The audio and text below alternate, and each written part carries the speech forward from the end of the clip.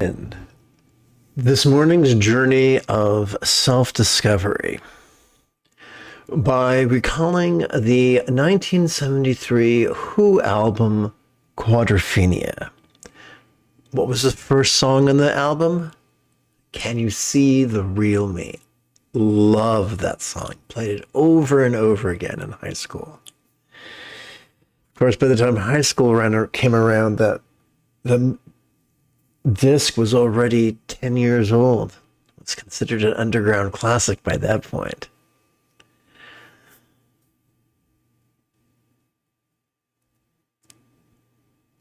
Most of us have lost sight of who we are, and we are reminded about that in the 1999 movie Fight Club, when Tyler Durden famously says that we work jobs we hate to get money to buy shit we don't want, to impress people we don't like. How have we painted ourselves into this corner?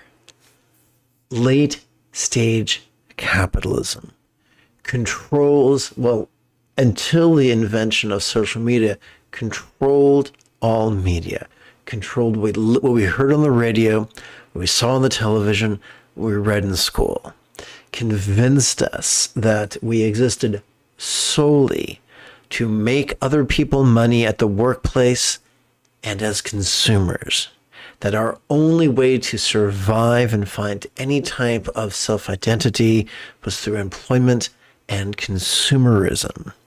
And while that might pad some sociopaths' bottom line, it doesn't help us.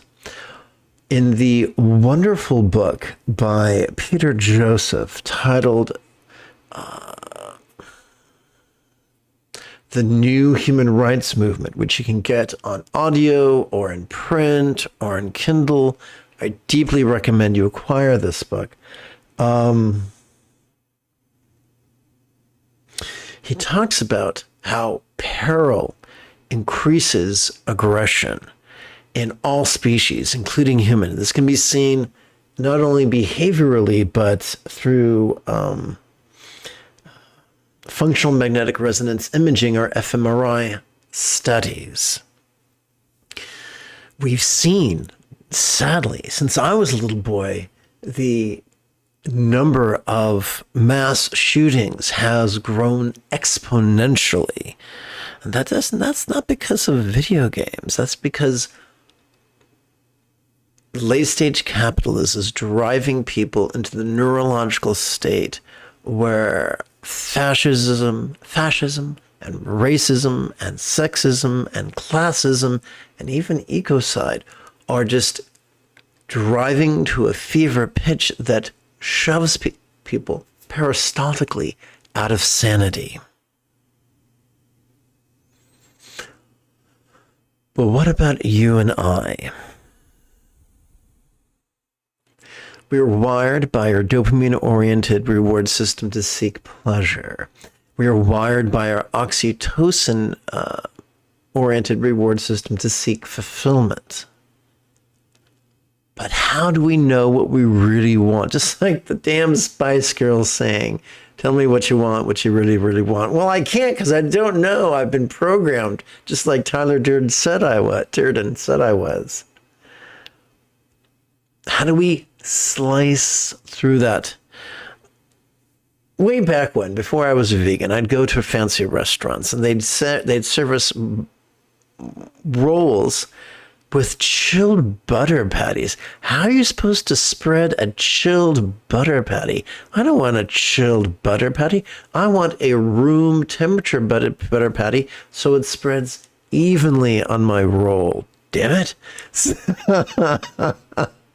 Similarly, just as a hot knife can, cut effortlessly through a stick of butter, let us figure out who we are, what we need, and what we want, so we can at least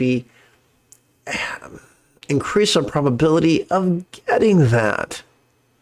Because we want our needs met, we want to be fulfilled. That's why you're here. That's why you're listening to my silly voice and watching my daffy face.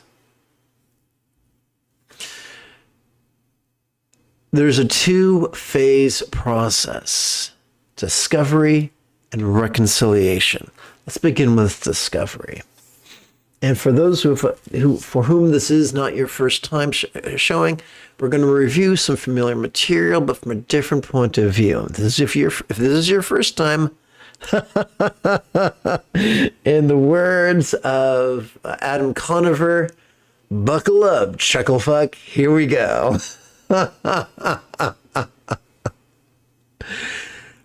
Every time we inhale, whether we know it or not, we access our sympathetic nervous system, arguably the oldest parts, or one of the oldest parts of our brain, of our nervous system. It's ensconced within the thoracic region of our spinal cord. It evolved not for active concentration, because that is antithetical to survival. It evolved that for perception: vulnerable, passive, visceral, and random. So, simply put, we're going to hit generality and then circle back to specifics. I've given you a lot of information. Consider, if you will, the 12-syllable exercise of mindfulness. As we inhale, we could silently and mentally recite, perceiving this very turbulent play of mind. This is not an aphorism. An affirmation. An affirmation is a lie you tell yourself in the hopes it will come true. A lie about your present, past, or future. A lie about the way you want things to be. This isn't that. This is the way things are right now. This is just helping us put the present moment, warts and all, in perspective. So, let's talk about this play of mind. We have been lied to by dim bulbs that we should not have a monkey mind. Malarkey. It's not our job to decide what our mind does. When we try to control our mind, bad things happen. Our mind is playful. That's how it evolved to function. It's how it evolved to function to keep us alive long enough to pass on our genetic material. Welcome to the wide world of natural selection. So what are the antics of mind? Well, as I mentioned previously, as I will mention again, mind, through its sense organs, sees, hears, feels, tastes, smells, and the like.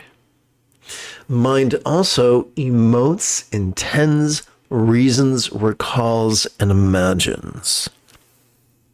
This is symbolized in this classic piece of Dzogchen iconography by a couple sporting in tantric union, specifically by the female, who's the color of a cumulus cloud, sporting with wild abandon.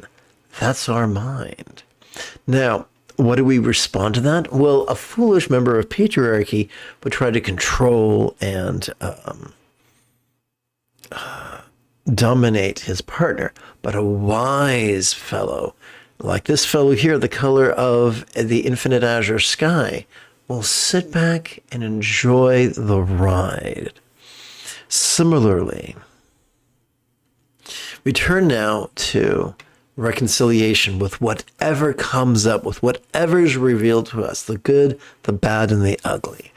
Every time we exhale, whether we know it or not, we access our parasympathetic nervous system ensconced within our lower lumbar, as well as the tippy top of our lumbar spinal cord, as well as the tippy top of our cervical spinal cord. It has evolved to help us to physically relax as well as mentally release. Now let's return to the 12-syllable exercise. This is perfectly appropriate for when we're exhaling. Relaxing the mind's non-graspable nature. Now, it's not our job to rigidly and superstitiously believe that mind is literally non-graspable. Nor is it our job to be one of those rhetoric bros, debate me, man, and try to convince ourselves and others that mind is literally non-graspable. In fourth grade, they should have taught us that not all statements are literal and that many are figurative. That's what this is. You see, every time we relax into our exhalation, whatever we noticed during our previous inhalation can now feel as if it was as non-graspable as a vast empty void. It could feel as if it was as non-graspable as the illusion of the infinite azure sky on a bright and beautiful cloudless morn, which, although could be tantalizing to the eye, is non-graspable to the hand. It could feel as if it was as non-graspable as if it had never been born. It could feel as if it was as non-graspable as if it was not us. There you go. Easy peasy lemon squeezy. Now that we've got the rudimentary letters, let's form them into words. As we sit in mindfulness, the truth is going to be revealed. The truth of our perceptions, the truth of our emotions, the truth of our desires, the truth of our fears, the truth of our hopes. These are going to come bubbling up to the surface in no logical sequence. The longer we sit in mindfulness and meditation, the more we get to know, the more become well acquainted with ourselves. Why, I ask you, do the children of all species play? The ubiquitousness of play would infer that it's wired into our neurology. Why is that? Because the facets of play, the creativity, the recreation, the spontaneity, the exploration of variations, the freedom from consequence of play not only increases our intelligence, but gives us greater mastery over our mind, over our body, and over that which we are interfacing with. Consequently, the more time we spend in mindfulness, the more we become aware of who we are in this moment, who we've been in the past, and the momentum that's driving us forward. If you're as nerdy as me and you enjoyed the first Matrix moves, you'll remember the sign in the kitchen of the Oracle that read, when translated in English, "Know thyself." This is how who we are in the moment is revealed. Now, I'm going to tell you something which you've already probably suspected. This is not for the faint of heart. I remember one time when I was a little boy, one of the many times I was homesick from school as a little boy because I had a compromised immune system, I saw a forgotten television series that was only aired experimentally really for 1 month and then went back into mothballs. We're all familiar with Alfred Hitchcock Presents, at least us OGs are. But there was also a Boris Karloff Presents, and his stuff was not crime-oriented. It was supernatural-oriented, and it scared the hell out of me. Only saw 2 episodes, but I am still scarred for life. Oy vey.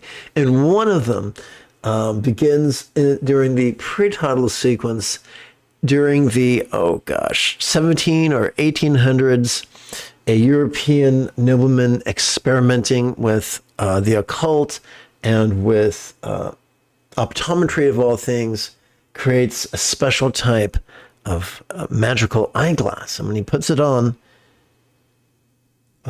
he screams, loses his mind, tears off the glasses, and dives through a window to his death.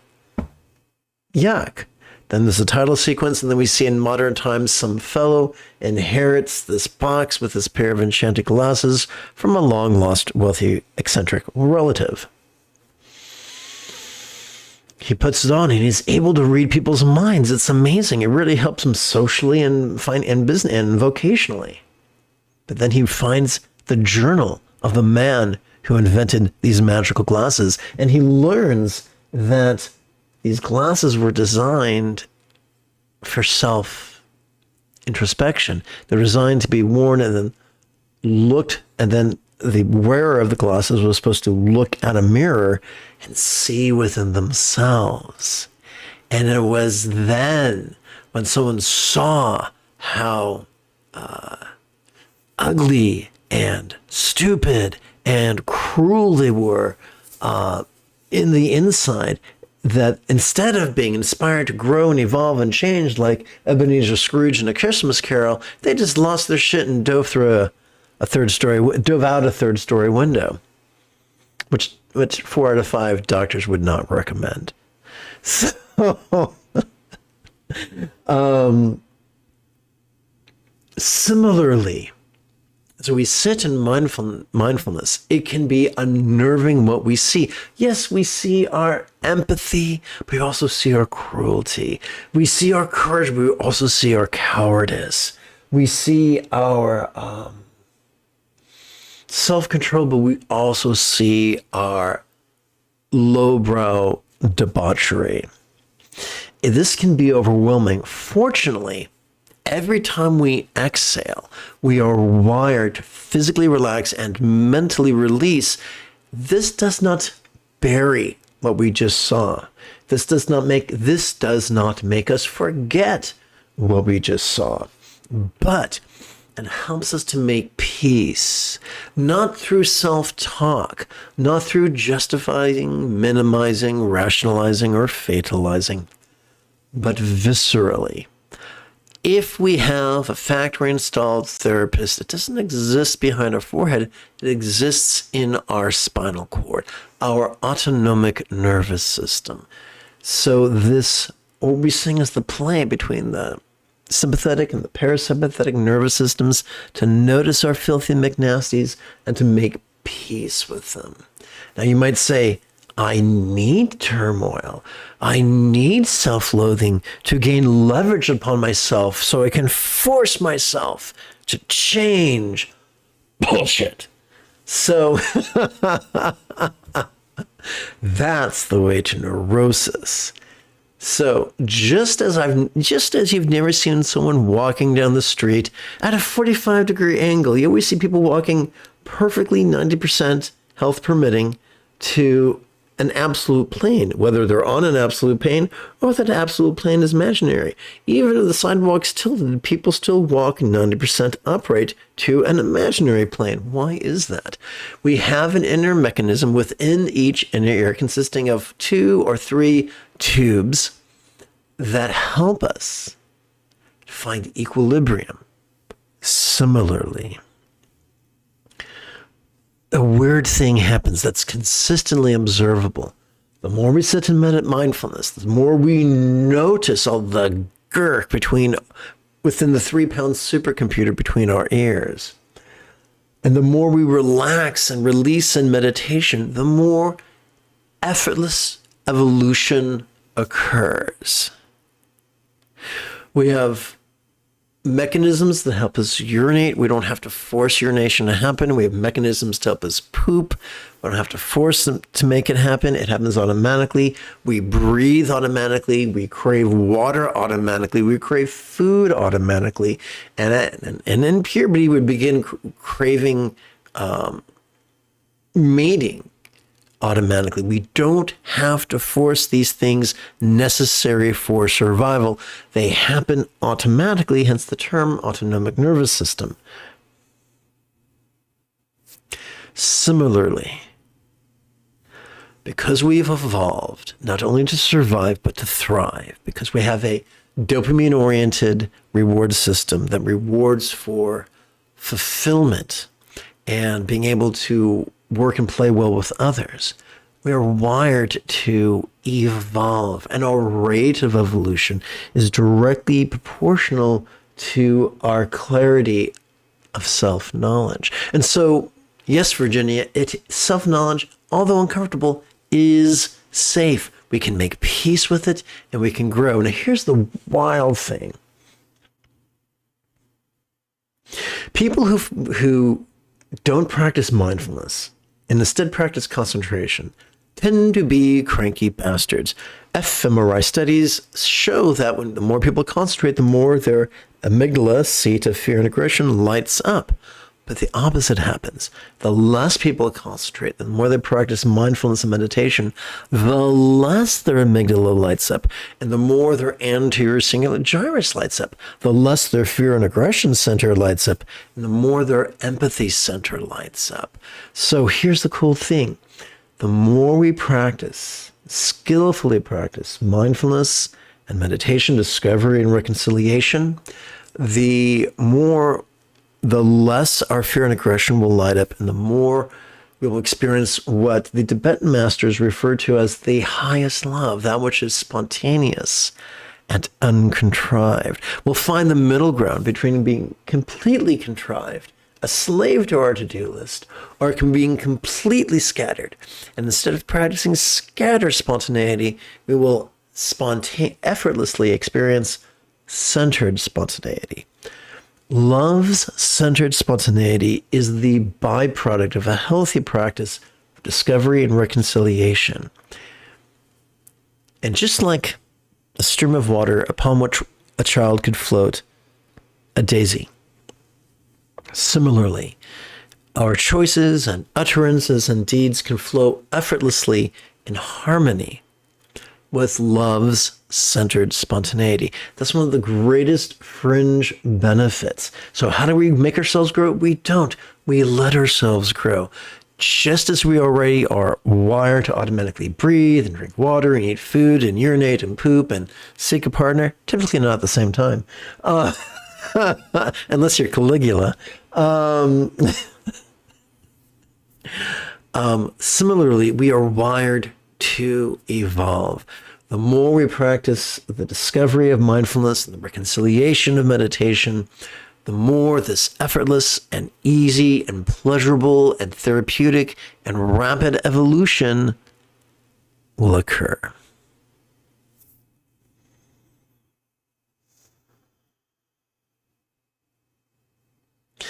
I think it could be great fun if together as a team we chanted an excerpt from the total space of Vajrasattva, Dorje Sempa Namkai Che, composed by Prahe Vajra, Garb Dorje, edited by the late Chogyal Namkai Norbu, and translated from, edited and translated from the Tibetan into English, and then translated from into Italian, and then from the Italian into English by Adriano Clemente. And it's really funny. We just kind of think the whole world speaks English, but no, some Tibetans learn Italian, some learn French, some learn German, and then we have to rely on, what's it called?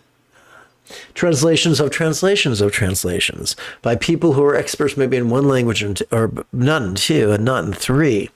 Therefore, I have adapted and amplified this text so that us unwashed American barbarians can make sense of it. Now, before we begin, allow me to remind you that if at any point during the remainder of this morning's live stream you have a specific question about Buddhist chanting, Buddhist meditation, Buddhist philosophy, or their application, simply type your question in great detail in the chat window. And typically within 8 or 9 minutes of you clicking the send icon, I'll answer the question.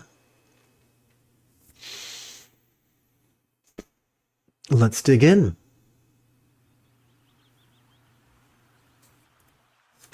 Notwithstanding what, whose, and where, all that one uses and enjoys arises from oneself. Is it we who manifest our world with its blessings and curses? If so, do we do so literally or figuratively? Together. Here of males and females, the king of equality has never spoken. The distinctions we cling to with white-knuckle intensity are of no consequence to those who see with eyes of wisdom. Doesn't matter if you're a male or a female. Doesn't matter if you're attracted to your gender, other genders, or many genders, or no genders. It doesn't matter if through some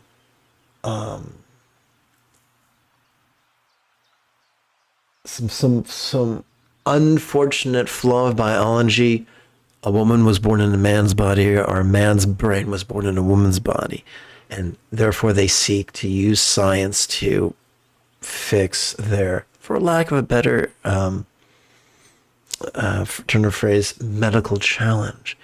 These things do not make us good or bad. They just are. I'm going to share something controversial with you. There are the reasons people give and the reasons people have, and they are seldom the same.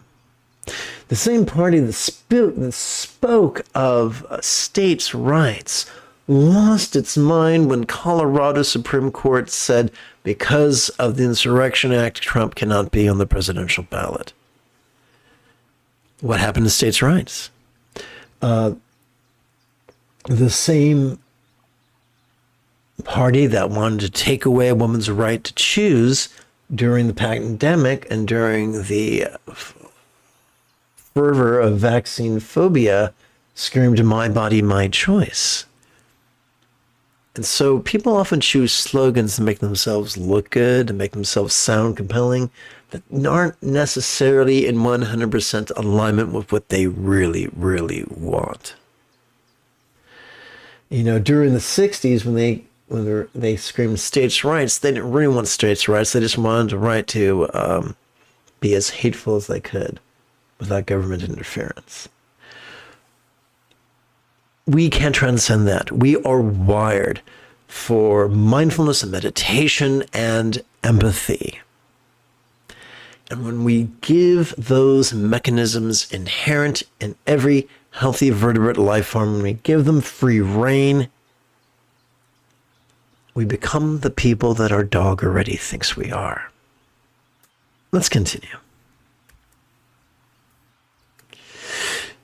Here there is no mention of something to accomplish, by means of resolute, forceful conduct. Abandoning our rigidity and controlling tendencies like so much night soil. The Mahasandhi yogi lives spontaneous, carefree, and at ease. Mahasandhi is the type of meditation I teach. Type of meditation that's contemporarily known as Dzogchen or Mahamudra. Together. But it is deemed that possessing the eye and the power, the bliss of magical illusion rises. As foreshadowed earlier, we have returned to the potency of vowels and consonants.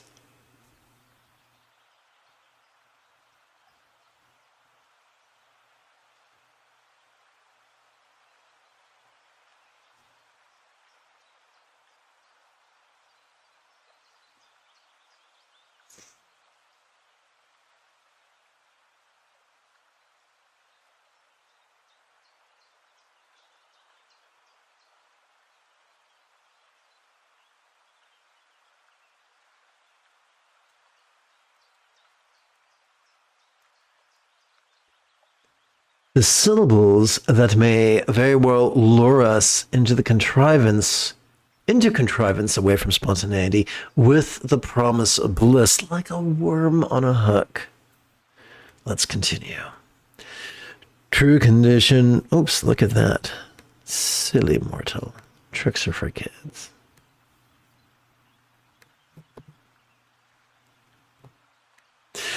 True condition cannot be grasped conceptually, but appears in varied ways according to how one views it. Come on, machine, don't be that way.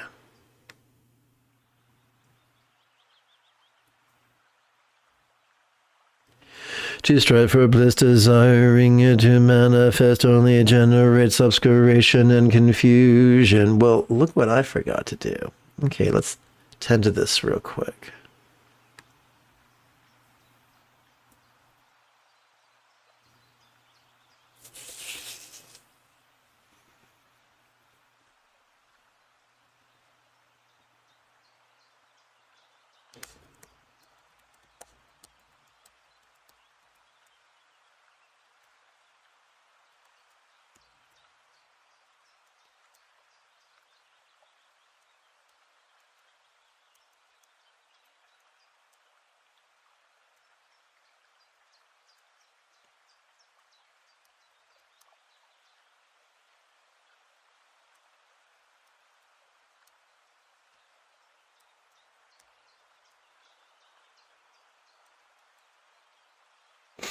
Although we cannot force the mastery of awareness and letting go that is enlightenment, we can step out of our own way and allow it.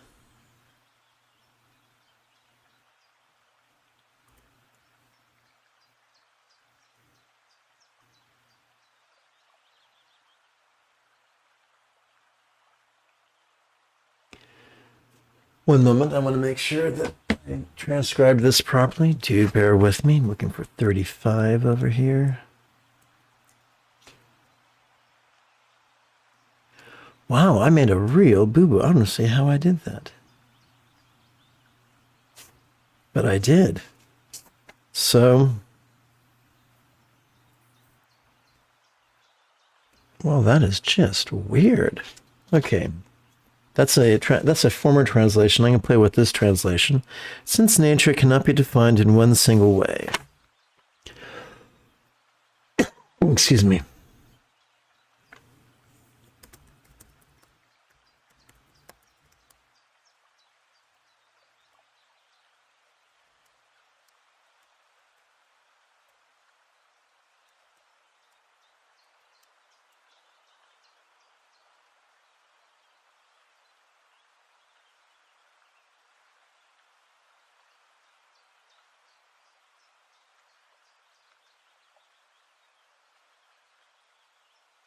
It appears according to how one looks at it.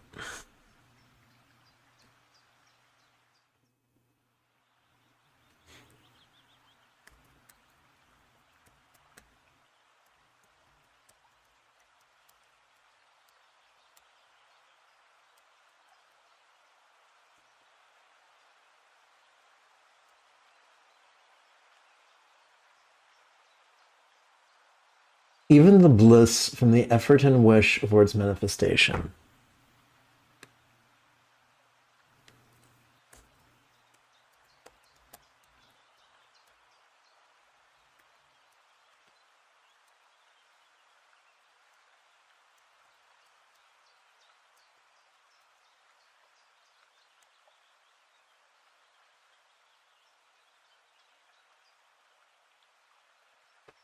From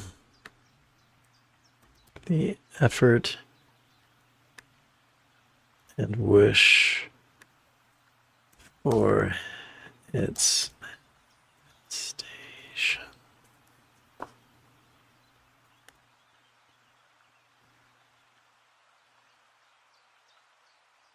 There's a great hindrance and effect.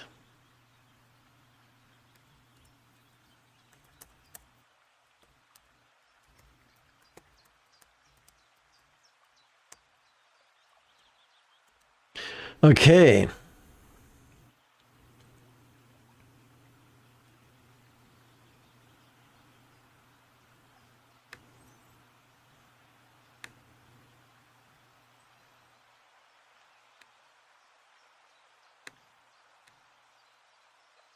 If you've just joined, bear with me. Giving a quick commentary.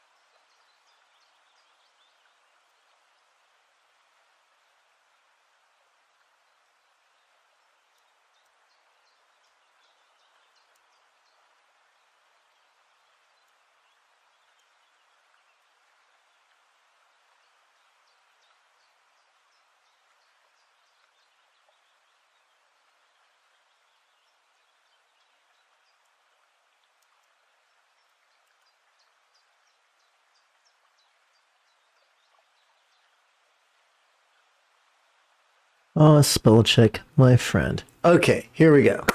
Together. Since nature cannot be defined in one single way, it appears according to how one looks at it. In the swirling maelstrom of the circumstantial, the physical, the interpersonal, the mental, our perspective, comprehension, and sensory acuity are ever changing, rendering the rigid grasp upon our assessments utter folly.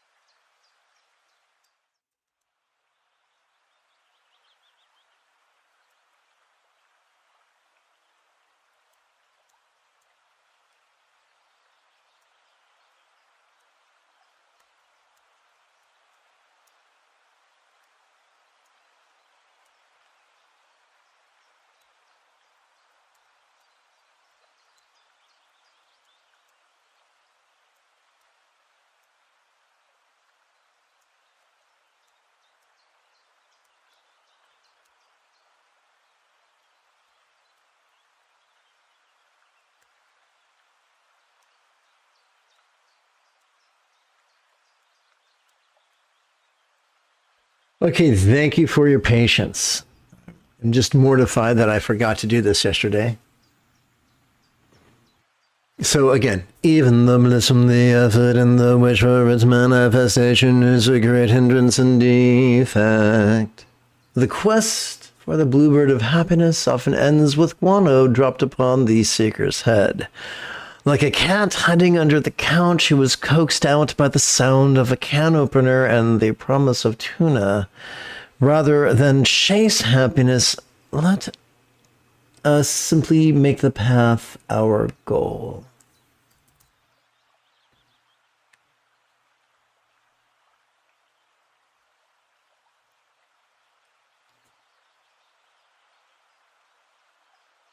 Okay, here we go. In all the secondary methods for booty enlightenment, one meditates on the attributes of a tantric archetype like the moon's reflection on water. But even if something untainted and unattached results, such meditation is like the sphere of experience of an ordinary person. The Mahasandhi Yogi Brahevajara's radical teaching is that Hatha Yoga's awareness and release is superior to Mahayoga's ritual visualization and mantra, and yet most who claim to be his followers practice it.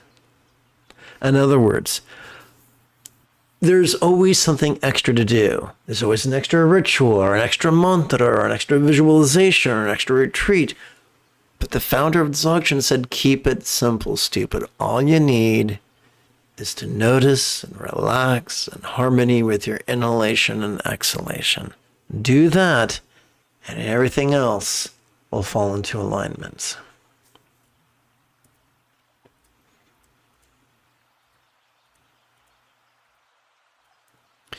All right, and I do apologize for having to do the spontaneous composition.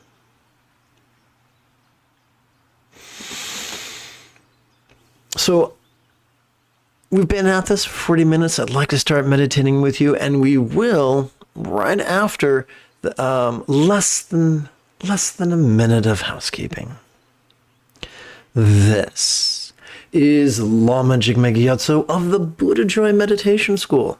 I've spent more than half my life studying, practicing, and then reverse engineering the teachings, techniques, and practices of each school of Buddhism so that I could play the Luke Skywalker to your Rey, so that you could quickly and easily become the person that your dog already thinks you are.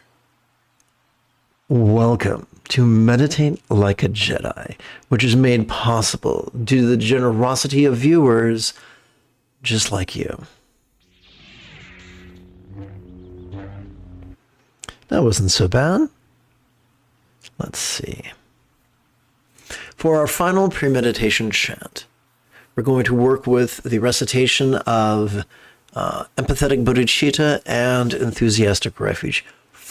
Our first recitation is going to be more literal, and we're going to set it to the triplet chant together. May I liberate all beings from the tyranny of hating, craving, and clinging by relying on thee. Buddha's example, instructions, and students. These three are so useful that they've earned the metaphoric nickname, the three wish-fulfilling jewels, which is inferred in our final chant, which is more concise and more figurative. We're going to set this recitation to the bookend chant together. May I liberate all beings by relying on the three jewels. May I liberate all beings by relying on the three jewels. May I liberate all beings by relying on the three jewels. So this is not a prayer. We're not appealing to a real or imagined entity. This is not an affirmation. We're not pretending something is true. We're just using words to strengthen our intention, to exercise our intention. So we've already gone over the basics of meditation. Let's get straight to this practice. And together, right now as a team, let us meditate as transformatively as Rey on Ahch-To under the guidance of Luke Skywalker. Let us begin. Oopsie, I need to wet my whistle.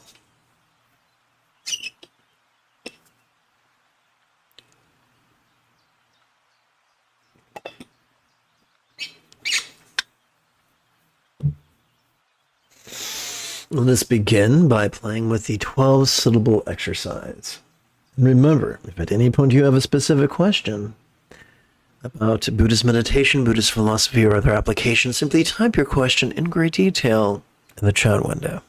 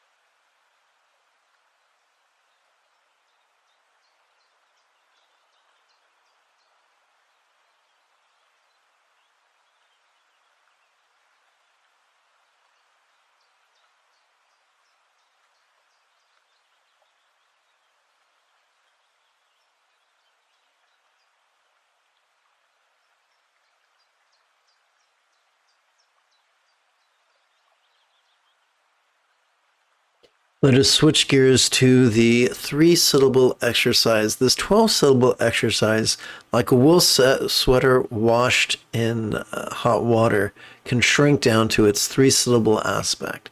As we breathe in, we can silently and mentally recite, "Notice this." And as we exhale, we can silently and mentally recite, "Relaxing."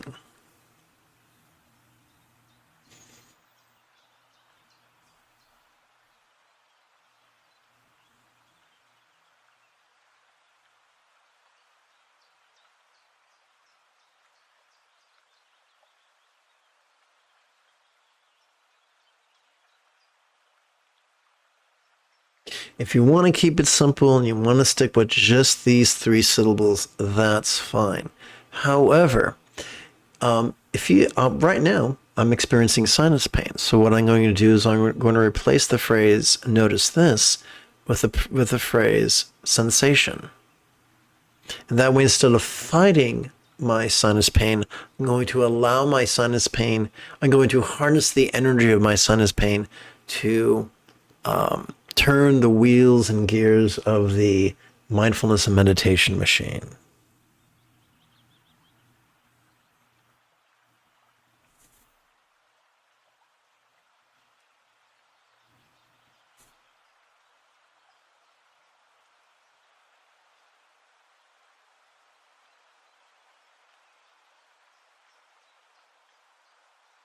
And so just like I mentioned during class, we have a label for our perceptions of appearance, resonance, sensation, flavor, and fragrance, as well as our internal experiences of emotion, intention, cognition, recollection, and imagination.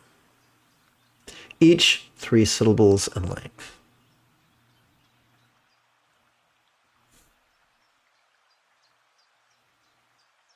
Our job is not to exhaust ourselves finding the perfect label for a fleeting moment. Practice in a sloppy manner, intuitively. The very fact that we're noticing and releasing is all that matters. Everything else is just a means to an end.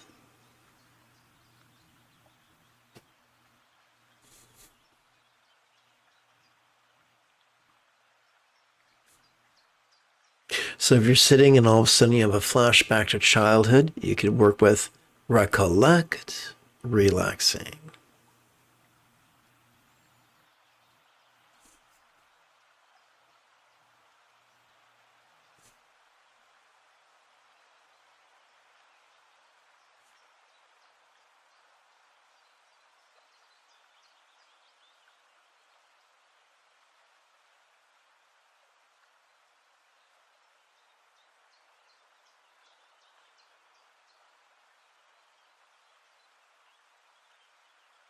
You find yourself explaining something to yourself or a real or imaginary person, cognition, relaxing.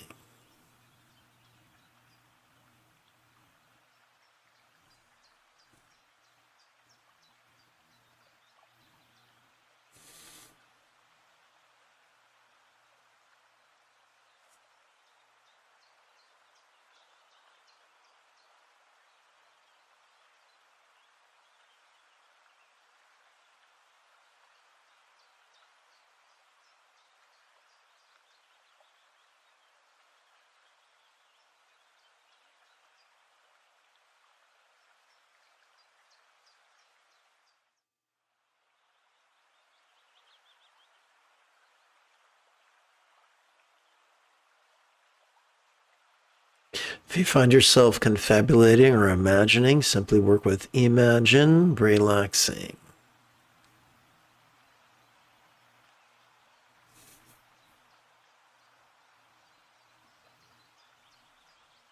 Do you remember back in the 80s on the Phil Donahue show and stuff like it? There would all be all these hypnotherapists and helping people discover false memories and then accusing innocent people of heinous crimes.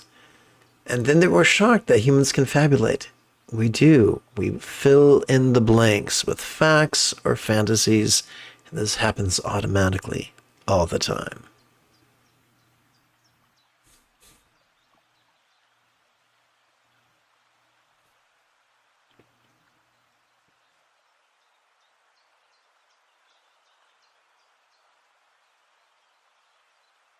Difference between a healthy human and a pathological liar is a healthy human senses when they're confabulating. They say, well, in a perfect world, what would have happened is blah, blah, blah. Or in a comedy, what would have happened was blah, blah, blah. Or in an adventure, what would have happened was blah, blah, blah. And so these caveats help them and others to know what's happening is a flight of fancy. For someone who struggles with pathological deceit, there is no caveat. There is no border between the recalled and the imagined.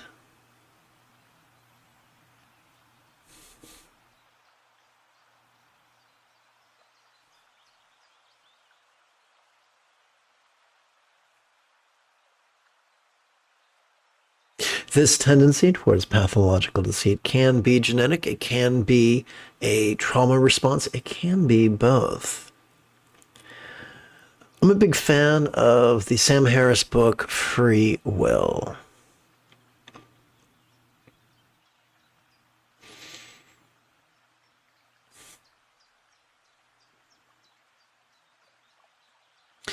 And he teaches that the more we understand biology and the more we understand physics, the less apt we are to believe in free will. And the more we are to get, more prone we are to give others the benefit of the doubt.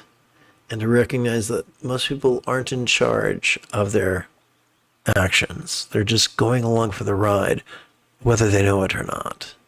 And so if someone is a pathological liar, they probably do not choose to be. They probably cannot help it and might not even know they are doing that.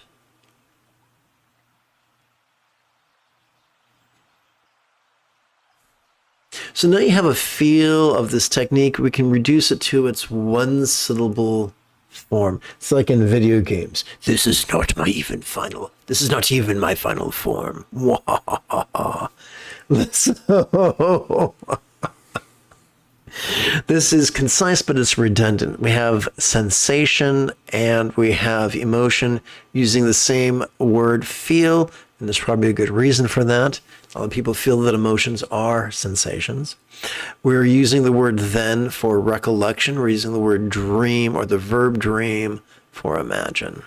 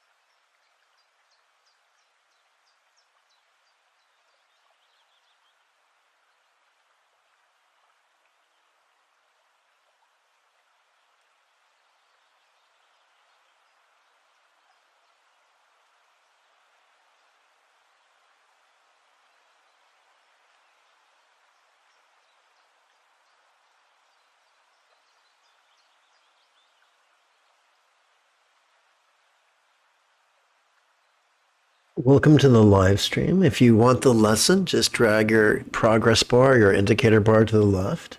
If you want to meditate with me, that's fine. The moment you have a specific question about Buddhist meditation, Buddhist philosophy, or how to apply them, simply type your question in great detail in the chat window. I check for questions about once every 9 minutes or so. So here is the lowdown. The key to mindfulness is to perceive during our inhalation and to do so vulnerably, passively, viscerally, and randomly. Probably the easiest way to do this is to silently and mentally recite the demonstrative pronoun this during each inhalation. The easiest way to meditate is to physically relax and mentally release during each exhalation. The easiest way to do that is to silently and mentally recite the one-syllable verb ease during each exhalation. Occasionally, you may experience something very strong, and so flow with that. If you experience a difficult, for instance, if your sinuses are hurting, you could work with feel, ease. We don't do this to get rid of our sensations, but to harness their momentum to serve our mindfulness and release. If we are feeling strong emotions, same word. If we're recalling the past, we might want to use the word then. If we're in a flight of fancy or imagining, we might use the word dream. Our task is not to obsess over the perfect label for every experience, but to simply enjoy the ride and occasionally enhance the ride by adjusting the labels we play with. If all you want to do is stick with the basic go-to method, that's fine. Enjoy the ride.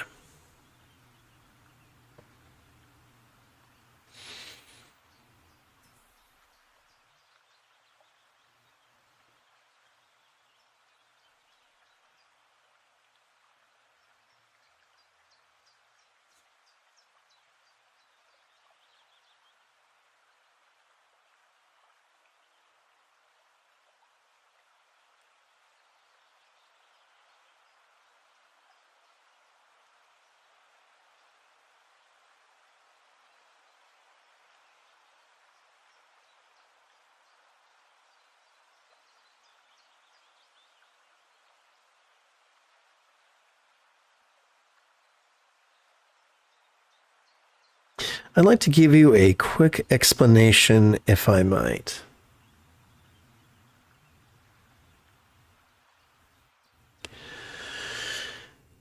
About 100 years or so before the advent of the Buddha, real or imagined, Lao Tzu created the 81 poems of the Tao Te Ching. And he introduced the concept not of medical yin-yang or military yin-yang, but a philosophical yin-yang. He described yang in the way we would describe patriarchy, in terms of being rigid, fearful, controlling, elitist, cryptic, competitive, and cruel. And he described yin as being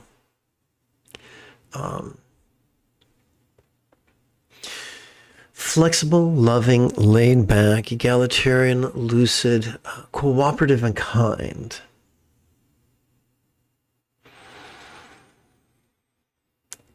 Sturgeon's Law reminds us that 90% of everything is crap, including, sadly, meditation teachers. So although it's disappointing, it should not surprise us that 90% of them make terrible mistakes that really harm their students. Sometimes those mistakes are accidental because they're lazy-minded. Sometimes they're malicious because they're elitist, and that's how they make themselves feel good. Like that kid in junior high who promised to teach you the guitar but only showed off in an effort to make him feel big by making you feel small.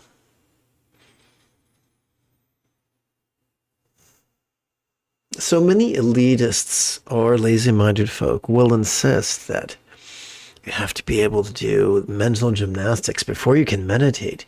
You have to concentrate and experience the 8 jhanas, the 8 levels, the 8 blisses.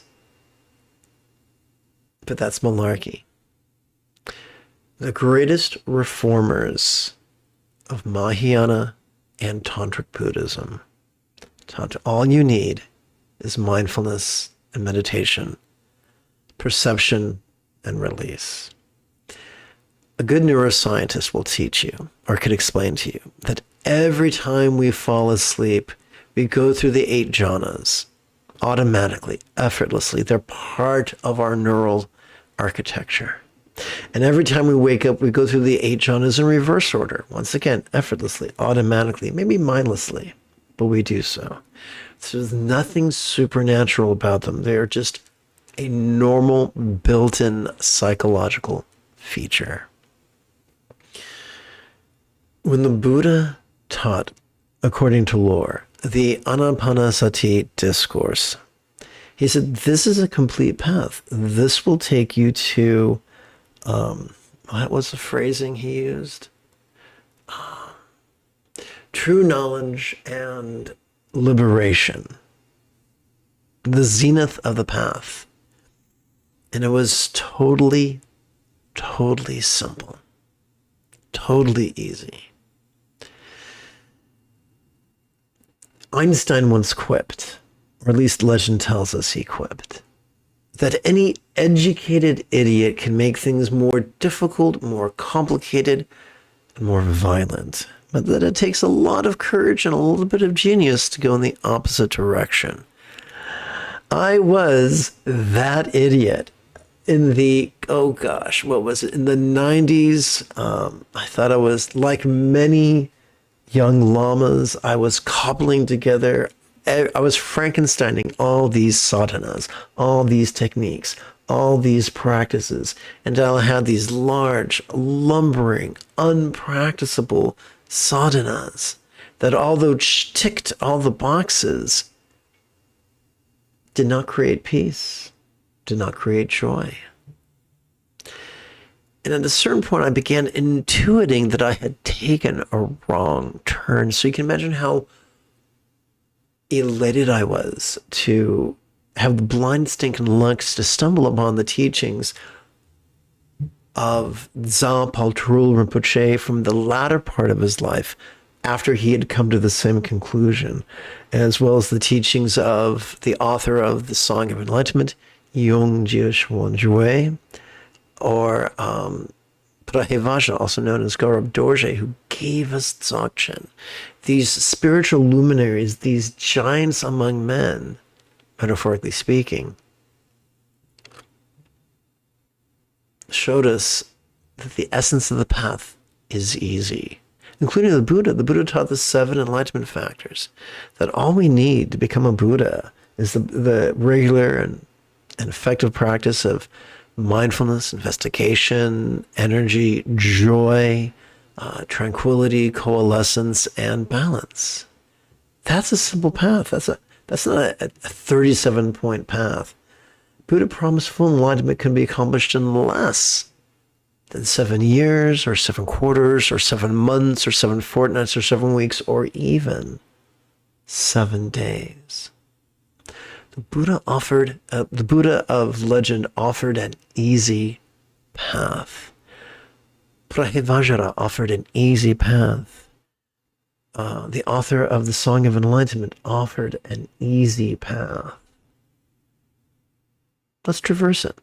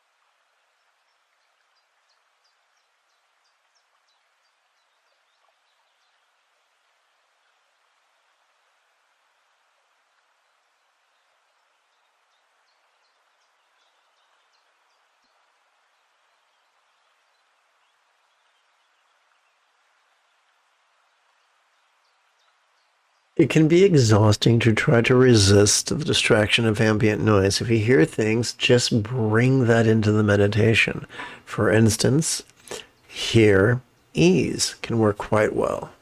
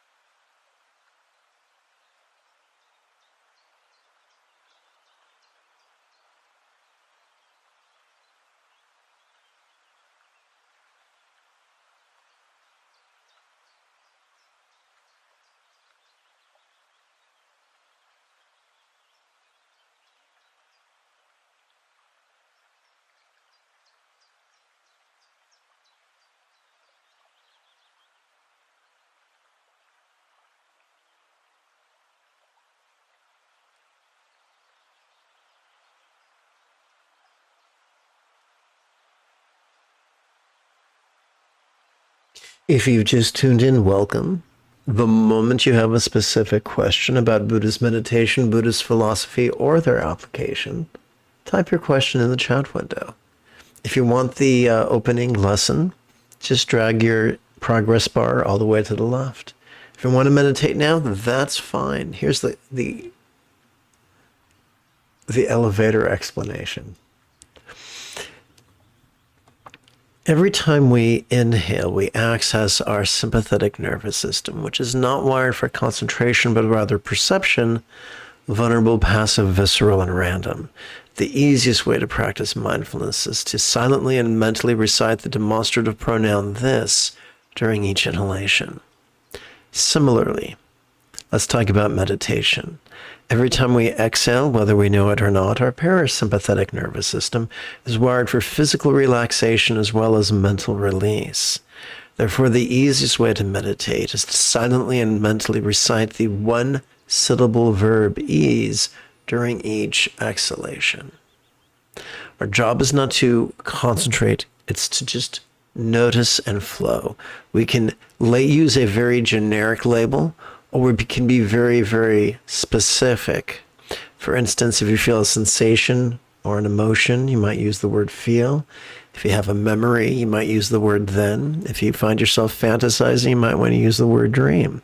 If you find yourself rehearsing a conversation, you might want to use the word think. You don't have to. Do what helps you to just go with the flow in the most therapeutic way.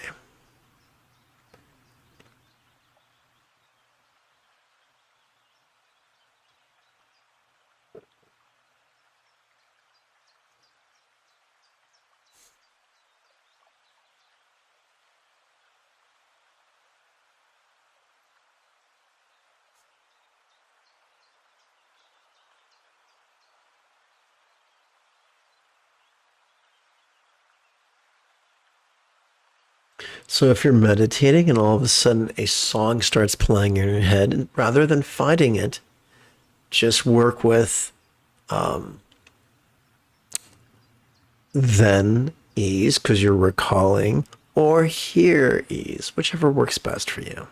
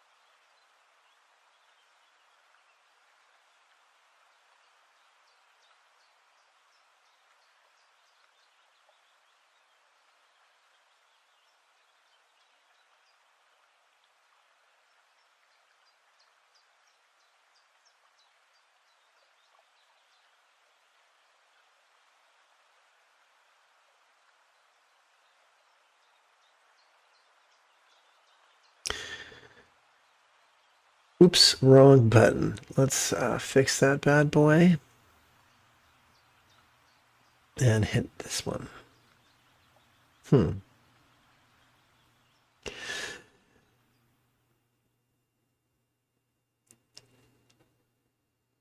There are some cockamamie meditation teachers who recommend cultivating neurosis, cultivating neurotic energy, always second guessing yourself, thinking that makes you spiritual. Am I doing this out of love, or am I doing this out of pride? Am I doing this out of ego or out of selflessness? What a profoundly sanctimonious way to squander a life. The highest love is spontaneous and uncontrived. We cultivate centered spontaneity automatically simply by practicing mindfulness and meditation. There's no need for it to chew yourself up or scold yourself. Just notice and release using the most generic of labels. The moment we ask, am I in centered spontaneity? We're not in centered spontaneity. When you suddenly find yourself flowing, or when you find your choices and your utterances and your deeds flowing, you're in centered spontaneity. That's all you need. You don't need to give it labels like self or selflessness or ego or enlightenment. That just creates more confusion. Keep it simple. Keep it simple.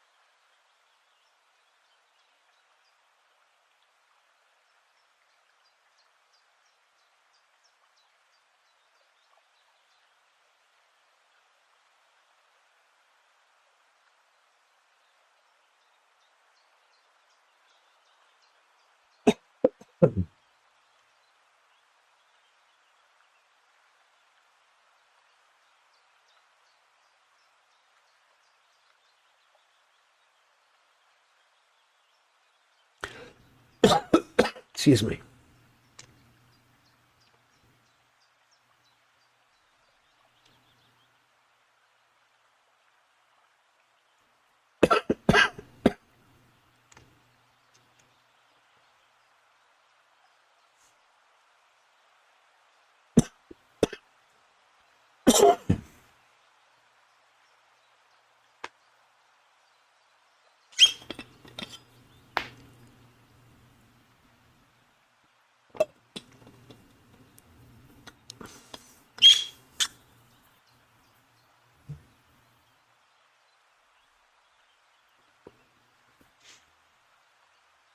Let us seal this morning's meditation with a bit of the old chanting, beginning with kind ethics and concluding with the four immeasurables together. May all beings practice of kind communication, conduct, and calmness flow spontaneous and uncontrived. May everyone be free from misery, may everyone be happy. May no one be separated from the happiness. May everyone have balance from the tyranny of hating, craving, and clinging, freed.